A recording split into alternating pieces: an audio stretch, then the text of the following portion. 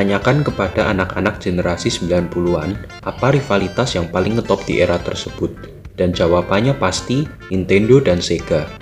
Di tahun 1985, Nintendo merilis konsol NES di pasar Amerika dan mencetak kesuksesan yang luar biasa.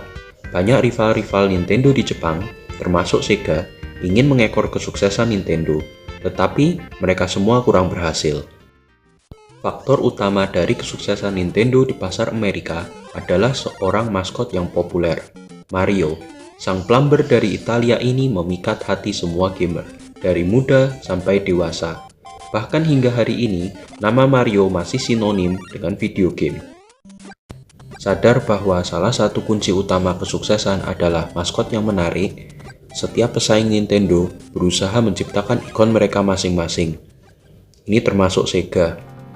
Di konsol pertama yang mereka ciptakan, Sega Master System, Sega memilih Alex Kidd, seorang bocah petualang yang suka permainan gunting batu kertas, sebagai maskot mereka. Alex Kidd mendapatkan sampai 6 game mulai dari tahun 1986 sampai 1990, membuktikan kalau karakter ini cukup sukses pada masanya. Akan tetapi, fakta bahwa gamer hari ini jarang mengenal atau bahkan memainkan gamenya membuktikan kalau Alex Kidd jelas tidak ada pada level popularitas yang sama dengan Mario.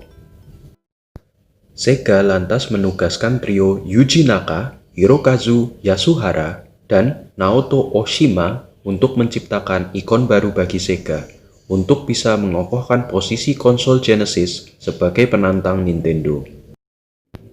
Ini merupakan tugas yang berat, sebab Nintendo baru saja merilis Super Mario Bros. 3 di tahun 1990 di NES. Super Mario Bros. 3 dipromosikan habis-habisan oleh Nintendo dan dicintai oleh kritikus dan gamer. Game ini adalah jawaban Nintendo bagi Sega, yang iklannya kerap meledek NES sebagai konsol 8-bit yang inferior. Nintendo seakan mengatakan bahwa mereka tidak butuh konsol 16-bit untuk bersaing dengan Sega. Membuat pikiran Sega tambah ketar-ketir adalah rumor bahwa Shigeru Miyamoto, anak emas Nintendo, juga sudah menyiapkan sebuah game Mario baru bagi perilisan dari SNES, konsol 16-bit yang diciptakan Nintendo untuk menghadapi Sega Genesis. Comes only with Super Nintendo, and it's like nothing you've ever faced. Now you're playing with power, superpower. Sega butuh maskot baru yang lebih dari sekedar seorang bocah yang suka bermain gunting batu kertas. Dan mereka butuh maskot itu secepatnya. Di 1991, lahirlah Sonic the Hedgehog. And the rest is history.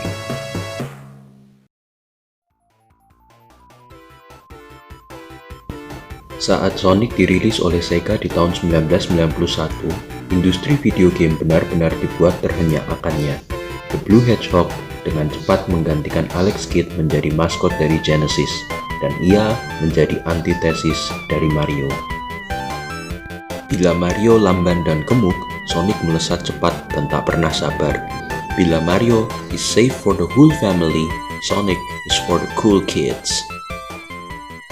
Kehadiran Sonic adalah counter attack yang sempurna bagi Sega untuk Nintendo.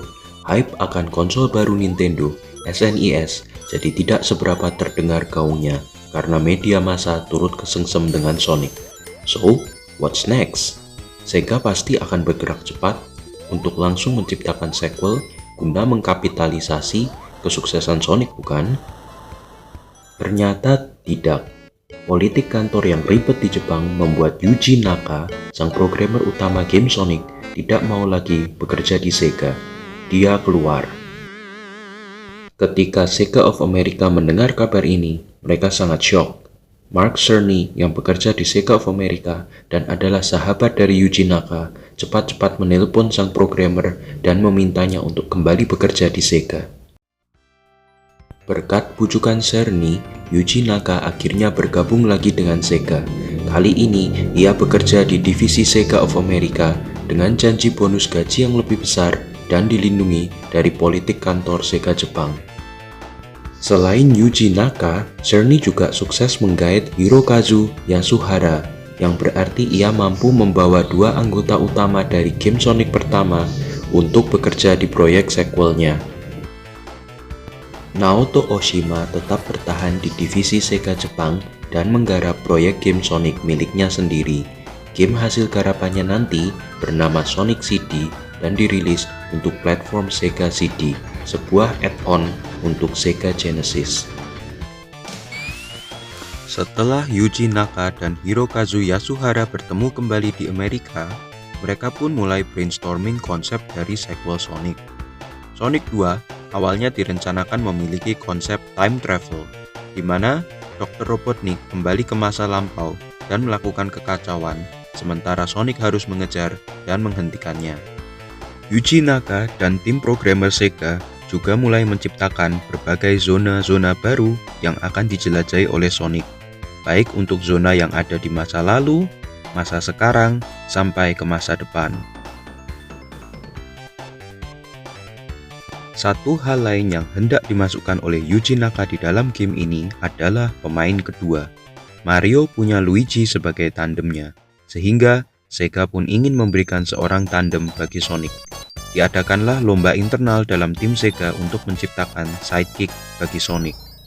Desain yang menang adalah desain dari Yasushi Yamaguchi, seekor rubah berekor ganda bernama Miles per Hour. Bacanya Miles per Hour, sebuah pun dalam bahasa Inggris. Khawatir bahwa gamer tak akan memahami pun di balik nama itu, Miles per Hour mendapatkan nickname yang lebih ngetop dan dikenal luas oleh para gamer, Tails. Sementara tim programmer bekerja keras menciptakan sebuah game Sonic yang baru, tim marketing juga menyiapkan target yang ambisius. Mereka ingin merilis Sonic 2 secara serentak di 3 pasar utama video game masa itu, Amerika, Eropa, dan Jepang. Walaupun di zaman modern perilisan secara worldwide sudah merupakan hal yang umum, di tahun 1992, ini adalah pertama kalinya sebuah game melakukan hal ini. Deadline pun ditetapkan, hari Selasa, November 24, 1992. Hari yang disebut Sega sebagai Sonic Tuesday.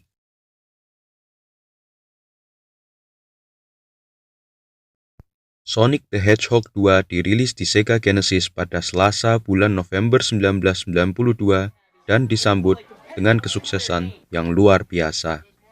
Game Sonic 2 adalah sequel yang sempurna untuk sang landak biru. Sonic sekarang lebih cepat, lebih lincah, dan menjelajahi dunia yang lebih beragam ketimbang prequelnya. Salah satu konsep gameplay yang diperkenalkan di dalam game ini adalah Spin Dash. Ya, move yang ikonik bagi Sonic ini tidak ada di Sonic pertama. Sulit membayangkannya bukan? Menekan tombol bawah dan lompat akan membuat Sonic berputar bak bola, dan begitu pemain melepas tombol lompat, Sonic akan melejit maju dengan cepat.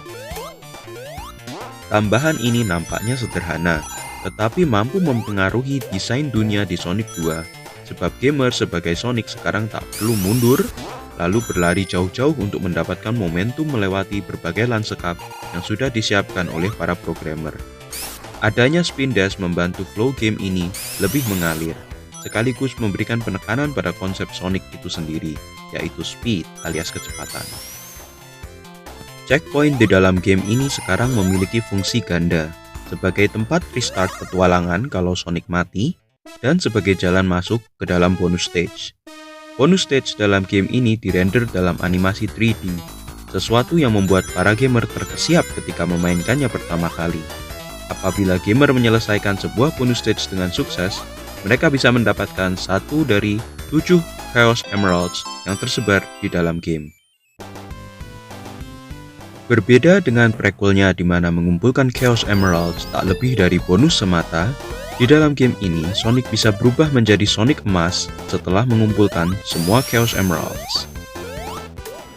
Ini adalah homage dari tim Sega untuk anime populer Jepang di masa itu, Dragon Ball.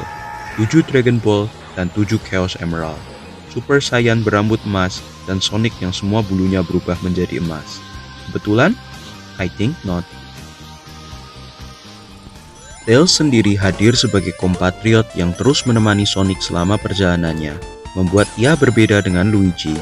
Apabila dalam gamer Super Mario, pemain secara bergantian bermain sebagai Mario dan Luigi, di Sonic 2, teman atau adikmu bisa turut bermain bersamamu memegang karakter Tails. Tails bisa dikendalikan oleh pemain lain menggunakan controller di slot kedua, dan ia mampu membantu Sonic untuk menyerang musuh sampai bos sekalipun. Konon, Yuji Naka memang mendesain Tails sebagai karakter yang, dalam tanda kutip, bisa dimainkan oleh si adik. Tails tidak punya batasan nyawa, dan tiap kali ia mati, ia akan muncul beberapa saat kemudian untuk menyusul Sonic. Dengan memainkan Tails, adik setiap gamer akan merasa bahwa mereka tetap memberikan kontribusi dalam permainan. Gamer yang mau bahkan bisa memainkan game ini sebagai Tails seorang diri. Tetapi, sang rubah belum memiliki perbedaan gameplay dengan Sonic. Kemampuannya untuk bisa terbang saat dikontrol oleh pemain masih disimpan oleh tim Sonic untuk sequelnya nanti.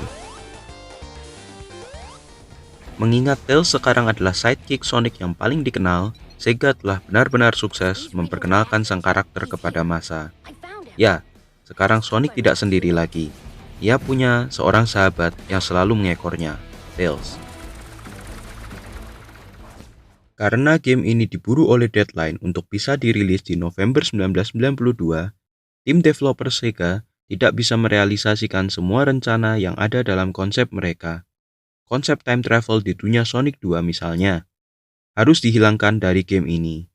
Dan beberapa zone juga terpaksa dibuang di awal masa pembuatannya. Mengingat game Sonic 2 dibuat dalam tempo yang tergolong singkat, yaitu di bawah 1 tahun, tim programmer Sonic juga terpaksa tidak bisa menyelesaikan beberapa stage yang hampir jadi di dalam game ini.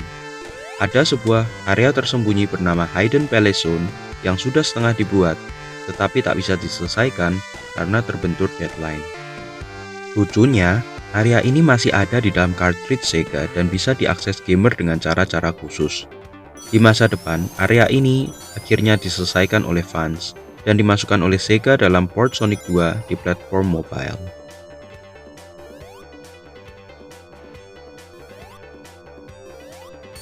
Satu hal yang kentara diperbaiki oleh Sonic 2 dari sang prequel adalah jumlah stage untuk setiap zona. Sonic pertama memiliki 3 stage untuk setiap zona yang harus dijelajahi oleh Sonic. Sehingga ketika memasuki stage ketiganya, background dan tim yang sama mulai terasa repetitif. Sonic 2 kali ini memasukkan hanya 2 stage saja untuk tiap zona, memberi gamer lebih banyak variasi zona untuk dijelajahi oleh Sonic. Pengecualian untuk aturan ini hanya datang di zona ke-8, Metropolis Zone, yang memiliki 3 stage dan merupakan awal dari klimaksnya. Hal positif dengan lebih banyaknya variasi zone di dalam game ini bukan hanya pada background yang berbeda saja, tetapi juga variasi gameplay di dalam setiap levelnya. Hampir setiap zone dalam Sonic 2 memberikan variasi gameplay yang baru bagi para gamer. Chemical Plant Zone sebagai zona kedua misalnya memperkenalkan speed booster, berkecepatan super tinggi. Sementara Aquatic Ruin Zone memiliki dunia bawah air opsional yang bisa dijelajahi oleh Sonic. Tidak heran mayoritas zona di game ini dianggap sebagai template definitif dalam game-game Sonic berikutnya. Sega juga memastikan Sonic 2 menjadi sebuah title yang bisa dimainkan oleh gamer segala usia. Tingkat kesulitan dari Sonic 2 meningkat secara berangsur-angsur. Saya ingat bahwa saat kecil dulu, saya tidak pernah mengalami kesulitan di zona-zona awal. Kesulitan game ini bisa dibilang mulai meningkat, hanya mulai dari Metropolis Zone, dan mendadak melompat mencapai puncaknya di Dead Egg Zone, zona terakhir dari game ini. Beberapa gamer memang mengeluhkan lonjakan kesulitan yang mendadak di zona terakhir, karena Sonic harus menghadapi 2 bos secara beruntun tanpa ring, yang artinya satu kesalahan kecil akan berakibat kematian bagi Sonic. Tapi bahkan kesulitan melawan bos terakhir game ini pun masih jauh lebih mudah dibandingkan kesulitan mayoritas game platform lainnya. Coba saja bandingkan tingkat kesulitan Sonic 2 dibandingkan bos terakhir dari Castlevania, Contra, atau Mega Man. Musik dalam Sonic 2 juga sangat catchy dan menjadi bagian ikonik dari game ini. Masato Nakamura yang sebelumnya juga menggarap musik dari Sonic the Hedgehog pertama kembali dikontrak oleh Sega untuk membuat soundtrack dari game ini. Walaupun Masato Nakamura kala itu tengah sibuk menggarap album kelima bagi bandnya, Dreams Come True, ia tetap tampil all out guna menciptakan musik di Sonic 2. Karena sudah lebih familiar dengan musik yang bisa dihasilkan dari komputer, Nakamura mampu menciptakan berbagai musik dengan genre yang berbeda, sesuai dengan tema tiap zona yang dijelajahi oleh Sonic. Dengarkan saja bagaimana Emerald Hill Zone memiliki musik yang riang gembira, cocok untuk stage pembuka.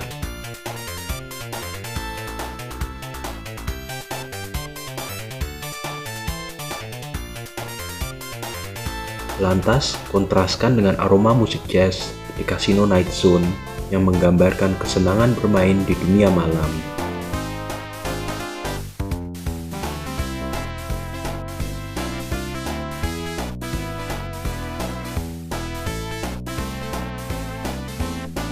The range of sounds that he produced in this game is just unbelievable, and the result is one of video game's most memorable soundtrack.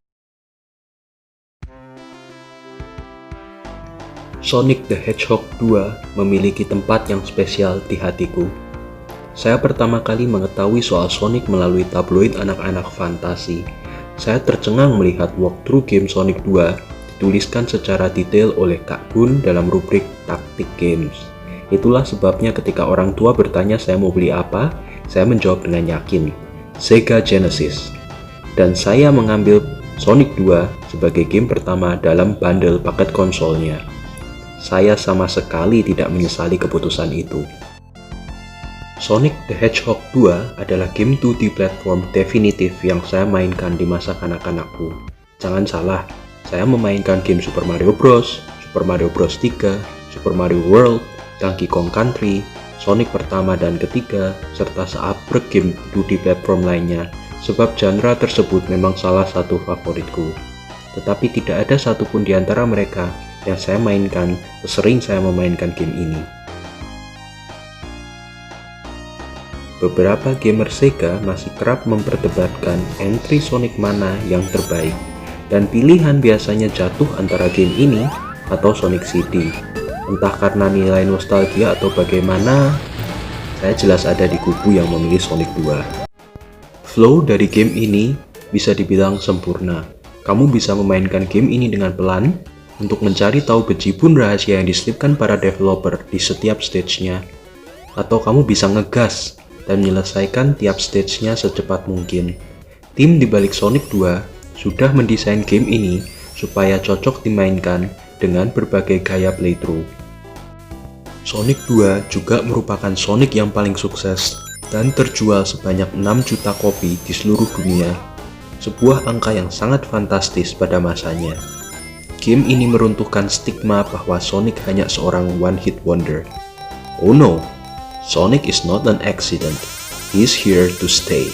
Tak lama kemudian, pernak-pernik Sonic seperti mainan, komik, sampai serial kartun mulai bermunculan, yang makin mendongkrak popularitas sang ikon Sega. Kesuksesan game ini ditambah dengan beberapa game bermutu dalam koleksi Sega Genesis saat itu, mendorong Sega untuk pertama kalinya mampu menjadi pihak yang lebih dominan dalam console wars. Untuk pertama kalinya dalam waktu lama, Nintendo dipaksa memutar otak untuk menghadapi sang penantang. Siapa sangka bahwa itu semua dimungkinkan dikarenakan seekor landak with an attitude. Thank you for all the beautiful childhood memories, Sonic. Karena tanpa kamu, saya tak akan menjadi gamer hari ini. Dan untuk itu, game ini layak mendapatkan 9.